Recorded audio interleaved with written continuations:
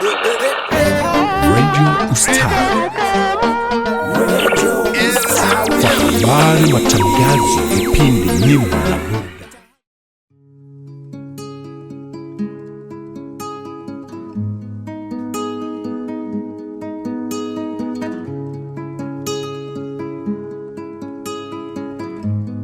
Hello and welcome, dear viewers, to the Ustawi Radio. It is the hour health, the hour to empower and educate you to live your lives to the best.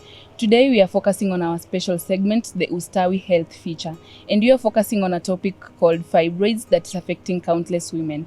We are having our guest today, Mr. Delvis Kilibwa, who is our health practitioner, and I'm your host, Muyere Vugutsa. Mr. Delvis, welcome. Thank you very much, Sarah Vugutsa. Yeah, I am Mr. Delvis Otiala Kilibwa. I am a health practitioner, and today we are going to talk about fibroids and how it is affecting the members of our community.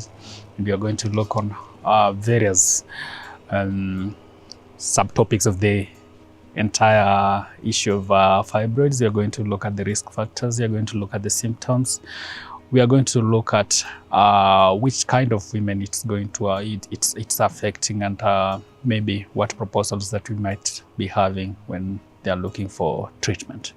Maybe Mr. Delvis, as we begin, you can just help the viewers to understand what is fibroids and maybe the types of fibroids. Fibroids is a growth that develops in the uterus of women in the reproductive bracket. When I say reproductive bracket, I mean women who are between the ages of 17 to the ages of 45 or 46 thereabout. So it grows in their either within the uterus or outside the uterus, so it forms something like a growth, so it grows on the walls. And maybe when I talk about the types, there are 4 types of fibroids. One is the fibroids that grows on the uterine wall, inside the uterine wall. The other one is the fibroids that grows outside the uterine wall, but it's within that the pelvic area where the uterus is placed. And the third one is uterus that grows in the pelvic cavity, where the uterus is, but in the cavity. And then the other one is, you see the shape of the uterus, there is something that looks like a stalk-like. So you find there is another fibroid that grows there. So there are 4 different types of fibroids that grow on the uterine cells within that area of the uterus. And talking of fibroids, is there any hormones that causes this?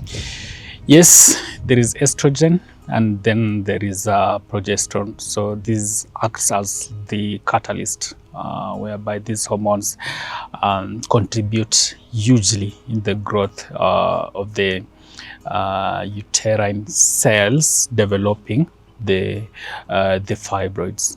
Mr. Delvis, as we progress, what are the causes and risk factors of fibroids and maybe the key symptoms? All right, in most cases, you'll find that most causes, you see, fibroids, you can't pinpoint it to a certain cause that you say this is the cause of fibroids. But when it's happening, it's caused by a number of risk factors, and these are the first risk factor actually is being a woman and being that reproductive age. That's a risk factor. And then another one is having a family history whereby maybe your mother had it, your grandmother, so it grows down. You find that maybe your sister had it, so eventually maybe you're going to have it. Another thing is that some of the risk factors is having heavy or prolonged periods. And then another thing is that being obese also has contributed to having fibroids. And then hormonal changes. So you find that there is no that aspect of predictability in terms of the aspect of having the hormonal balance. So you find maybe estrogen is excess or progesterone is excess. So all these collectively contribute to having the risk of having fibroids. And then when we talk about symptoms, as I said earlier, is that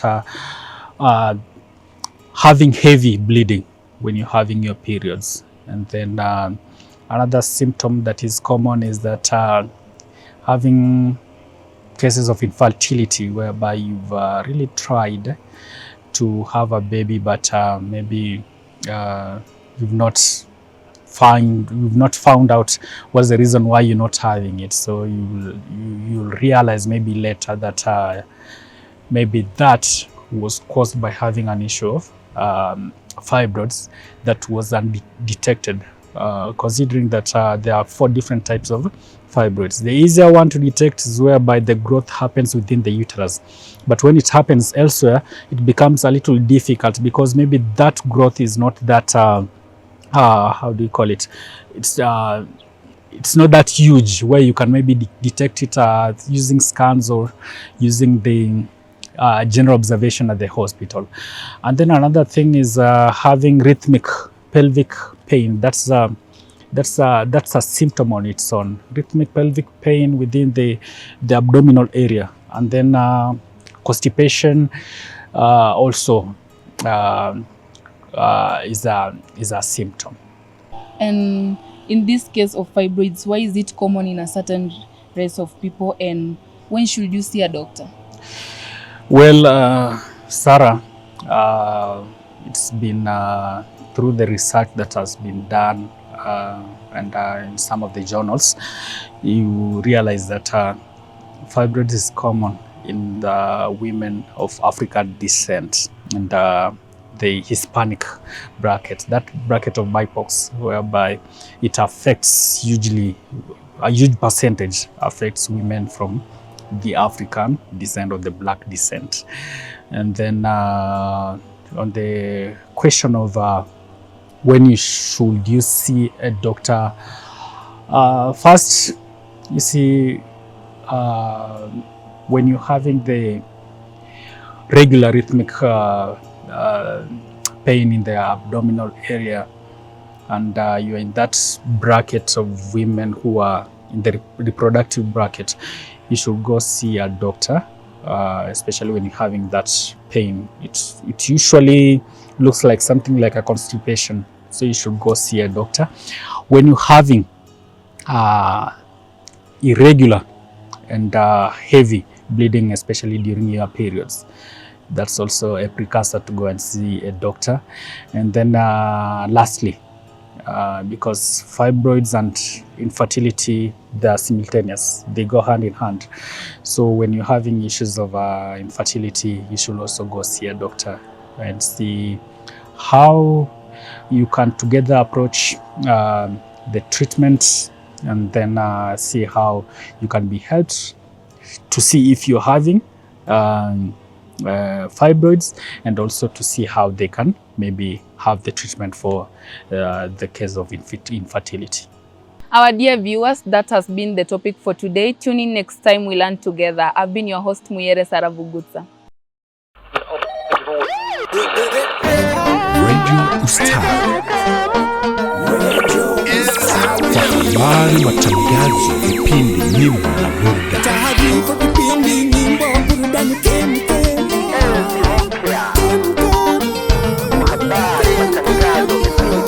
Kwa habari, matukio, matangazo kutoka kila vijiji, eneo.